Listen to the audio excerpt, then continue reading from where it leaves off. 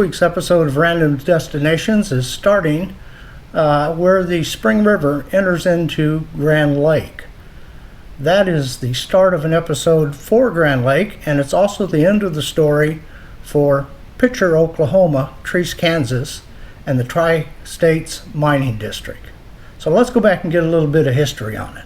The Quapaw Nation originally migrated from the Ohio Valley into the confluence of the Arkansas and Mississippi River.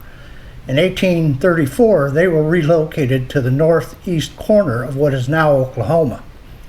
In 1850 to 1860, lead and zinc deposits were discovered in the area around Joplin, Missouri, and soon commercial mining began. When the Quapaw Nation refused to grant mining leases to the Tri-State Mining District, the Bureau of Indian Affairs had the tribal members declared incompetent so they could take their leases. By 1926, Picher had a population of 14,000 people. From roughly 1891 to 1970, over 1.7 million tons of lead were commercially mined, as well as 8.8 million tons of zinc. In 1967, mining stopped in the area, and the area was left as is. The mines eventually flooded and leached acid and heavy metals into Tar Creek, which ultimately made its way into the Spring River and Grand Lake, right back where today's episode started. In 1970, the area was designated an EPA Superfund site. By the year 2005, the government had approved a buyout of Picher, and nearly 50% of the people left. In 2008, a tornado made a direct hit on the center of town. That pretty much was the death knell for the town of Picher. By 2011, the buyout was complete at a cost of roughly $301 million, and by 2014, the tribe took over the cleanup of the Tar Creek area. The Quapaw Nation currently owns 80% of the Superfund site. Some 30 million yards of chat remain in Picher today. So let's go ahead now and take a look at the area, starting first with Treece, and then we'll move on to Picher, Oklahoma. Well, we're standing outside of what used to be Treece, Kansas. It's a town that no longer exists. I hope you can read this this sign. It's one that was caught up in the Tri-States mining operation that started back in the early 1900s and went all the way through, I think, 1970. The area right now is being remediated. It's just a massive hazardous waste dump. And I'm going to scan over here.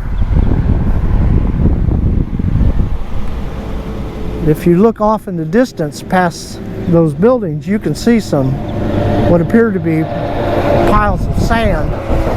That's actually hazardous waste.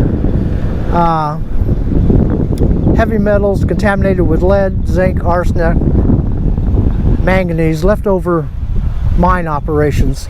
We are right at the line for leaving Oklahoma going into Kansas, and the town of Treece, or what used to be the town of Treece, no longer exists. And they put this up to commemorate it.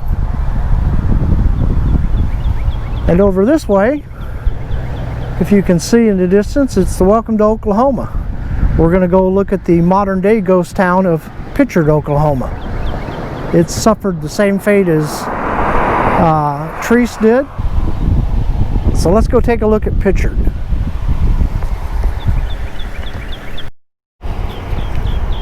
Alright, here we are in downtown Picher, or what's left of downtown Picher. You can see over there what one time was a public housing subdivision. It's been completely abandoned. All the utilities have been disconnected. Power, I believe, is off. Utilities are all off. Windows and doors have been removed. They've been stripped down. This entire area is heavily contaminated with lead. And while I can't see any of the mounds real close here, but as you scroll around and look, all you see is foundations and sites of former buildings.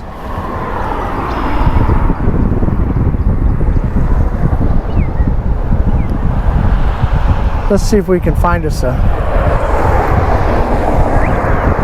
Well, there you can see off in the distance over here. Be bold, make America proud. In a lot of respects, what happened here in Picher, Oklahoma, was an earlier version of Trump's Make America Great.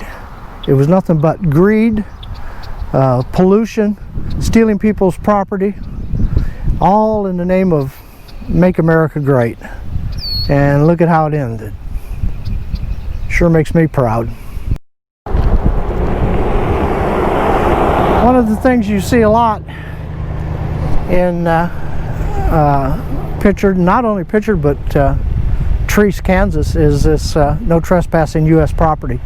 All this land is now part of a Superfund site, and if you can see off in the distance what looks to be hills, yeah, it's hills. It's mound of contaminated mining waste. Looks pretty.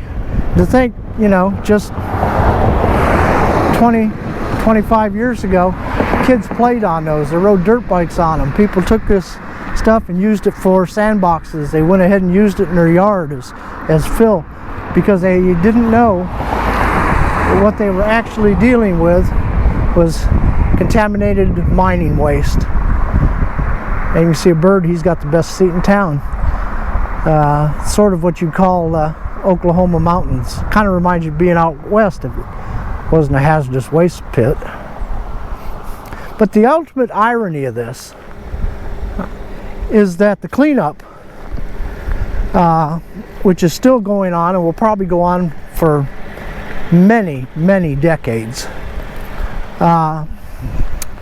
is being handled 100% by the tribe. The tribe maintained ownership of this land even after the Tri-County Mining District walked away and left this mess, even though contractually they were supposed to clean it up. When their money ran out, they just left town. But the irony is, through casino funding and other sources of income, the tribes have been able to send a lot of their young people to college and give them engineering degree and chemical engineering degrees. And they formed their own company, put a bid in to do the reclamation project, and are now in charge of it. And from the presentations I've seen them present to various associations involved in reclamation work, they're doing an excellent job. So they're taking the current tribe members, hiring them, and they're dealing with cleaning up the mess that the Make America Great movement of the early 1900s made in the first place. A lot of irony in that, and a lot of kudos to the tribe. If this is something that you actually have some interest in, there are a number of YouTube videos on presentations that the tribe has made on how they're cleaning this land up. It falls up under Tar Creek reclamation project. Now, one of the things earlier we talked about Grand Lake, or filmed some of Grand Lake, and one of the concerns about Grand Lake is in fact Tar Creek. Tar Creek is the main creek that runs through this and became heavily contaminated with mining waste, to the point where kids swimming in it back in the 60s and 70s would get acid burns off the water.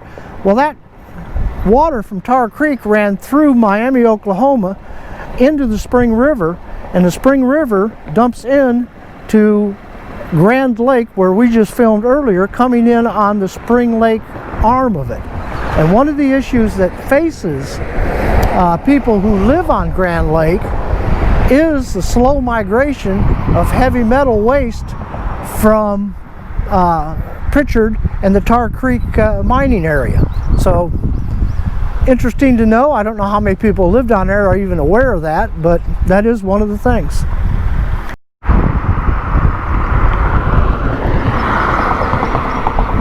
All right, here's a little up-close look at these mining waste. If you look at it, it almost reminds you of pea gravel. In fact, that's exactly what it looks like, pea gravel. Same consistency. I don't know if you can see that down there. And you could see why people would say, wow, this is really good. I'll go ahead and throw this in the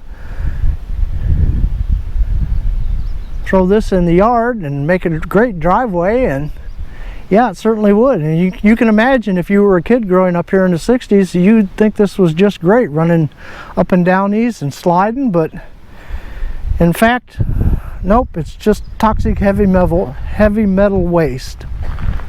Now, in my former life, I actually worked on some remediation projects, and they don't go fast, and they're very expensive, and they take a long time. I never worked on, well, I worked on heavy metal cleanup, but primarily with petroleum product contamination, never mining waste. So if you're ever on old Route 66 through Oklahoma into Kansas and you want to see the results of an earlier version of Make America Great, by all means, take a couple of minutes, get off of Route 66 onto US 69 and stop and take a look at it and think long and hard about, is this the country you want to leave for your kids? This is one of those things where it makes me glad I'm old.